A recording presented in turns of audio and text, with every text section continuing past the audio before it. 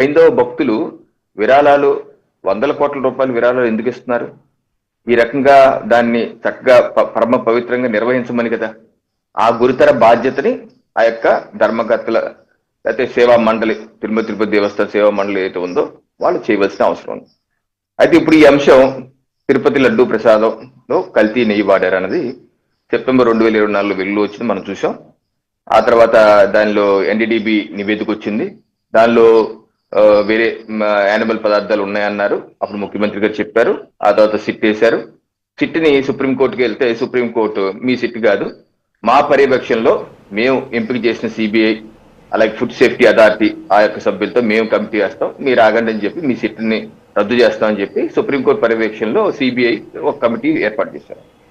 అది ఆ నివేదిక మొన్న జనవరి 24వ తారీఖు 2026న ఏసీబీ కోర్టులో, నెల్లూరు ఏసీబీ కోర్టులో నివేదించడం జరిగింది ఛార్జ్షీట్. ఈ ఛార్జ్షీట్ లో ఇక్కడ ప్రస్తావిస్తుంది ఏంటి, ఇక్కడ మెటీరియల్ సబ్స్టెన్సెస్ ఏం వాడారని చెప్తున్నారు. Synthetic ghee, 0% milk fat, 0% milk fat synthetic ghee. ఈ సింథటిక్ గీ అంటే అది కృత్రిమమైనటువంటి నెయ్యి లాంటి పదార్థం, నెయ్యి అయితే కాదు. 0% అంటే 1 గ్రాము, 1 ఔన్స్, 1 లీటర్ నెయ్యి కానీ లేకపోతే పాలు కానీ లేకపోతే వెన్నతో కానీ చేయనటువంటిది అవన్నీ వాడారు. దీనిలో ఏమేమి ఉన్న పదార్థాలు, పామాయిలిన్, కెమికల్ ఈస్టర్స్.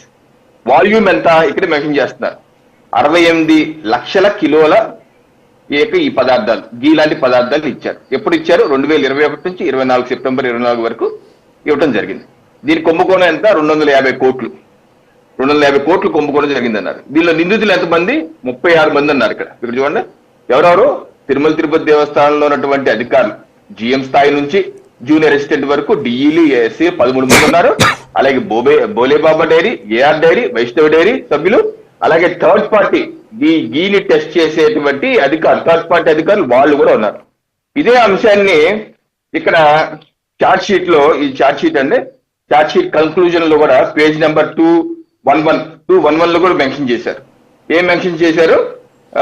దీనిలో it is established during investigation that Pomil Jain and Vipul Jain, Sarika Jain and Poonam Jain entered into a criminal conspiracy with each other and with other accused persons for supplying of adulterated ghee to Tirupati Devasthanam during the period 2019 to 24. దీనిలో ఏ పదార్థాలు వాడారని కూడా ఇక్కడ రాస్తారు. ఏంటి? During the financial year 2022, 23, 23, 24 and 24, 25 till September 2024 prepared adulterated ghee of 68,17,161 kilos in the name of Bole Baba Dairy at Bhagwanpur అన్నారు. So ఇలా ఈ నివేదికలో చాలా స్పష్టంగా ఏదైతే గీ అని పేరు మీద ఇచ్చారో అది గీయే కాదు, they have cheated. Tirupati Devasthanam cheat చేశారు, భక్తులు మోసం చేశారని కూడా ఛార్జ్ షీట్ లో చాలా స్పష్టంగా మెన్షన్ చేశారు.